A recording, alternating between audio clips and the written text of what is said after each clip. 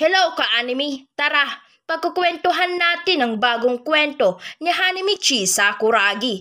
Ang kwentong ito ay isang katangisip lamang at walang kinalaman sa tunay na kwento o original slam dunk anime. Pindutin na ang subscribe button and hit the notification bell para updated ka sa lahat ng video na ating i-upload. Welcome back mga idol!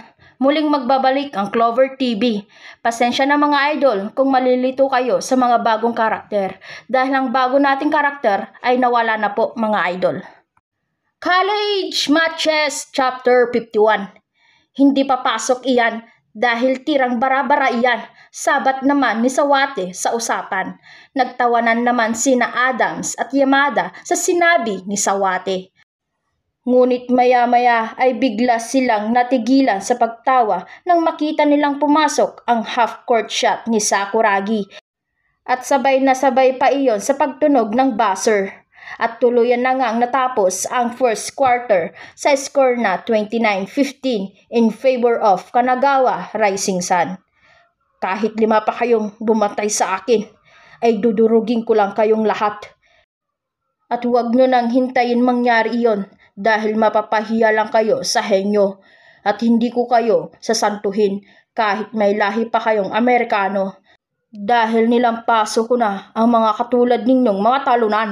Wika ni Sakuragi kina Adams, Yamada at Sawate habang tinuturo niya ang mga ito. Samot-saring insulto naman ang natanggap ni Sakuragi mula sa mga taga-suporta ng Toyama Tigers. Mukha mo, ang yabang mo, gonggong! Boo! Naiinis na sigawan ng mga tagahanga ng Toyama Tigers kay Sakuragi. Hoy, kayong mga ungas na tagahanga ng Toyama Tigers! Bumaba kayo rito at magbardagulan tayo. Panghahamong tugon naman ni Sakuragi sa mga taga-suporta ng Toyama Tigers. Sabay tingin nito ng masama sa mga ito. Napayuko naman ang mga taga-suporta ng Toyama Tigers dahil sa sobrang takot kay Sakuragi. At dahil batid ni Mira na wala pa rin sa sarili si Sakuragi dahil sa mga salitang sinabi ni Coach Sasaki ay nagpasya na itong lapitan si Henyo para pakalmahin. Naloko na, pati mga fans ng Toyama Tigers ay tiklop tuhod na rin dahil sa takot kay Sakuragi. Wika ni Luis Hachimura habang nakatingin ito kay Sakuragi. Tama na iyan Sakuragi. Tapos na ang first quarter at nagawa mo na ang dapat mong gawin. Kaya huminahon ka na riyan at huwag mo na ring patulan ang mga tagahanga ng kanilang kupunan dahil hindi naman lalaban ang mga iyan sa iyo. Mahinahong wika ni Mira kay Sakuragi at doon ay unti-unting kumalma na si Sakuragi. Halika na at pumunta na tayo sa bench at nang makapagpahinga ka na.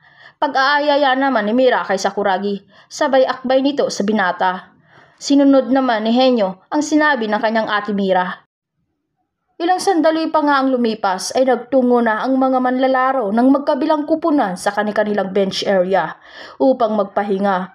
Sa pagkakataong iyon ay hindi pa rin makapaniwala ang mga manlalaro ng Toyama Tigers sa ipinamalas ni Sakuragi. Maya-maya ay lumapit si Diana kay JR at inabutan niya ito ng panyo.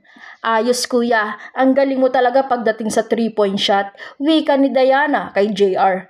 Napangiti naman si Hashimura sa sinabi ng kanyang kapatid habang pinupunasan nito ng panyo ang kanyang mukha.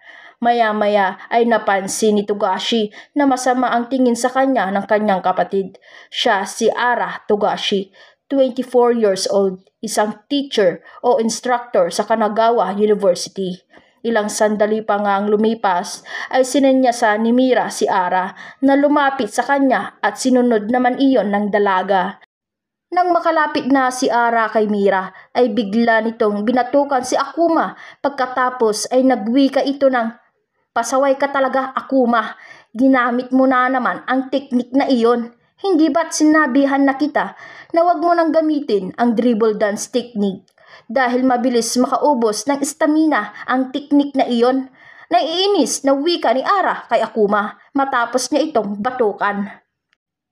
Pasensya na po Ate Ara, sinulit ko ang first quarter Dahil iyon lang ang pagkakataon na maglalaro ako sa labang ito.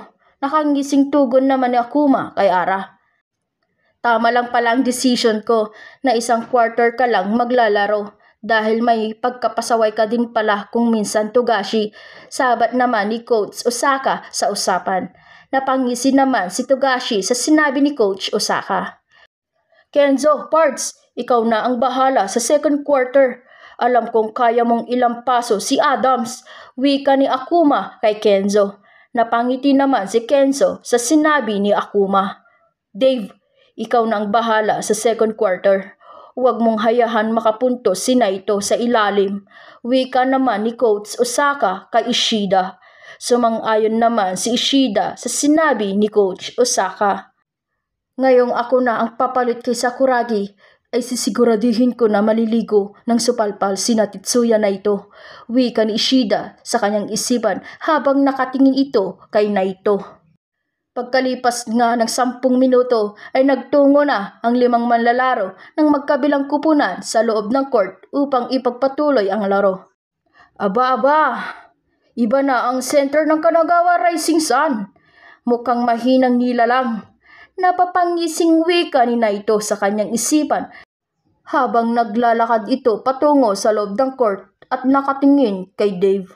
Wala namang kaalam-alam ang lahat ng may dinaramdam si Dave sa katawan at sa pagsisimula ng second quarter ay mapupunta nga sa panig ng Toyama Tigers ang ball position. Habang idrinidribble ni Adams ang bola ay nakatingin ito kay Kenzo. Mukhang mahinang nilalang ang player na ito, wika ni Adams sa kanyang isipan pagkatapos ay inatake nito ang depensa ni Kenzo. Iyan lang ba ang kaya mo? Ang gulatin ako sa pamamagitan ng pag-atake mo sa depensa ko? Mahinang diskarte yan. Napapangising wika ni Kenzo pagkatapos ay walang kahirap-hirap nitong naagaw ang bola sa mga kamay ni Adams. Ikinagulat naman ng mga manlalaro ng Toyama Tigers ang ginawang iyon ni Kenzo. Pagkakuha nga ni Kenzo sa bola ay tumakbo kaagad ito nang napakabilis pabalik sa kanilang court sabay tira nito ng reverse slam dunk at puntos para sa kupunan ng ating mga bida. Ang score ay 31-15. 9 minutes and 45 seconds na lang ang nalalabing oras sa second quarter. Alam kong minamaliit mo ako dahil bagong pasok pa lang ako sa laro, pero nagkakamali ka dahil hindi ako katulad ng inaakala mo. Maangas na wika ni Kenzo kay Adams. Nakatsamba ka lang, kaya mo ako naagawan, ungas. Maangas ding tugon ni Adams kay Kenzo. Tsamba nga ba talaga iyon? Tignan natin kung tama ang sinasabi mo. Muling wika ni Kenzo kay Adams. Pagkatapos ay lumayo na ito kay Adams. Ilang sandali pa nga ang lumipas ay nagpatuloy na ang laro. Nasa panig na muli ang Toyama Tigers ang ball position at dahan-dahang ibinaba ni Adams ang bola patungo sa kanilang court. Pagkalagpas ni Adams sa whole court ay ipinasa kaagad nito ang bola kay Yamada. Pagkasalunga ni Yamada sa bola ay sinubukan nitong lusutan ang depensa ni Hashimura, ngunit sa kasamang palad ay nabitawan nito ang bola. Mabuti na lang at mabilis iyong nakuha ni Sawate. Pagkatapos ay isang floater shot ang ginawa nito sa harap ni Sawakita, ngunit sablay iyon at ang bola ay tumalbog lang sa ring. Sa pagkakataong iyon ay sabay na tumalon sina Dave at Naito para kunin ang rebound. Ngunit dahil sa mas matangkad si Dave kay Naito ay si Dave ang nakakuha sa rebound. Sabay pasa nito kay Sawakita. Pagkasalunga ni Sawakita sa bola ay mabilis itong nagdribble patungo sa kanilang court. Rukawa! Sigaw ni Sawakita kay Rukawa. Sabay pasa nito ng bola. Pagkasalunga ni Rukawa sa bola ay tumira kaagad ito mula sa 3, ngunit naabot ng kanyang hintuturo ni Kodo ang bola, kaya naman nawala sa ayos ang tira ni Rukawa. At ang bola ay tumalbog lang sa ring. Sa pagkakataong iyon ay susubukan pa sanang tumalo ni Dave para kunin ang rebound, ngunit biglang sumama ang pakiramdam nito at biglang nakaramdam ng panginginig at panlalamig sa katawan.